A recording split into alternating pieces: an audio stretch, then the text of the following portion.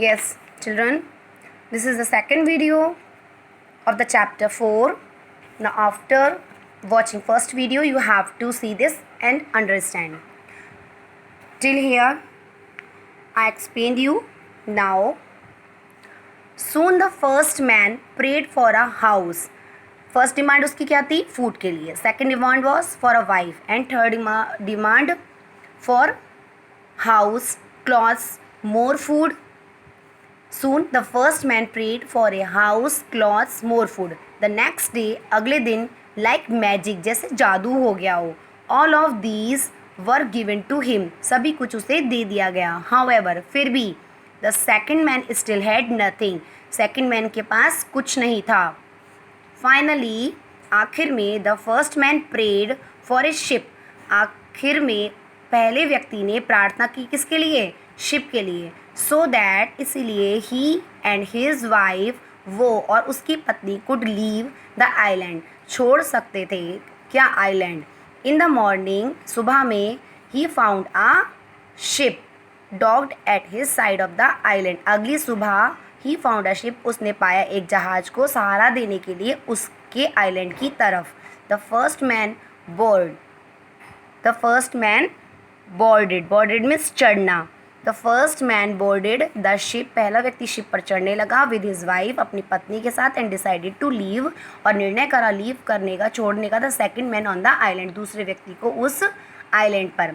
He considered the other man, उसने विचार करने के बाद दोबारा सुविचार करा द अदर मैन, दूसरे व्यक्ति के लिए, कि वो अनवर्दी, वो अयोग्य था टू रिसीव गॉड्स ब्लेसिंग, भगवान के आशीर्वाद को पाने के लिए वो अयोग्य था. Since none of his prayers had been answered, तभी उसकी किसी भी प्रेयर ने उसका जवाब नहीं दिया.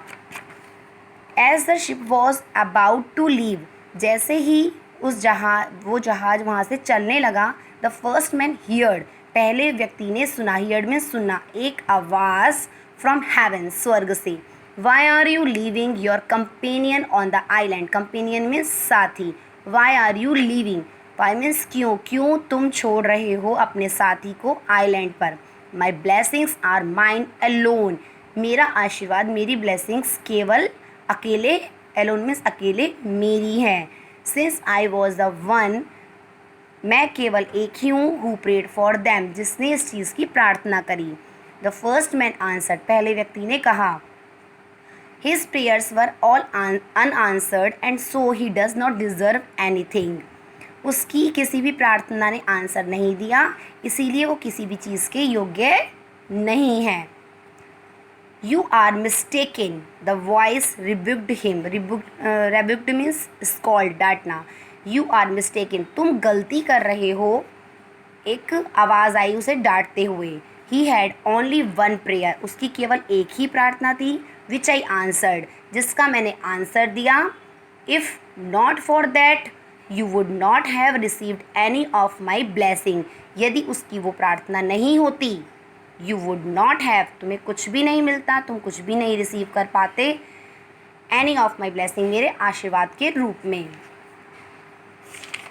Turn to the next page. Tell me, बताइए. The first man asked the voice, उस आवाज़ से फर्स्ट मैन ने पूछा. What did he pray?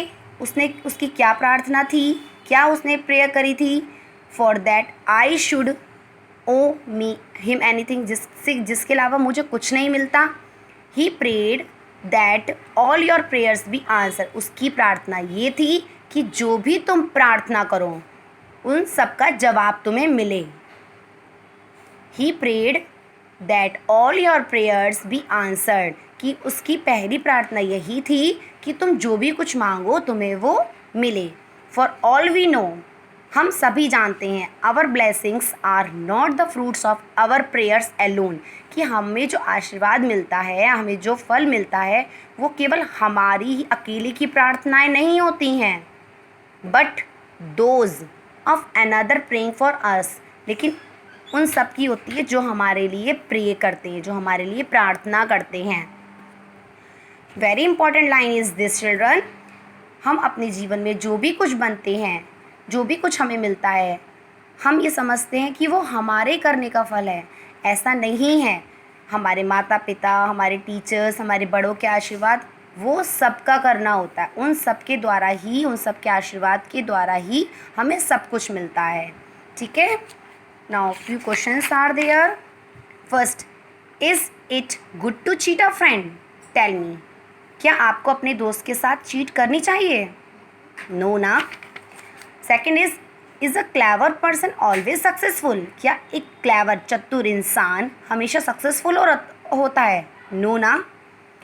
How should we behave with our friend? हमें अपने दोस्त के साथ कैसा बिहेव रखना चाहिए?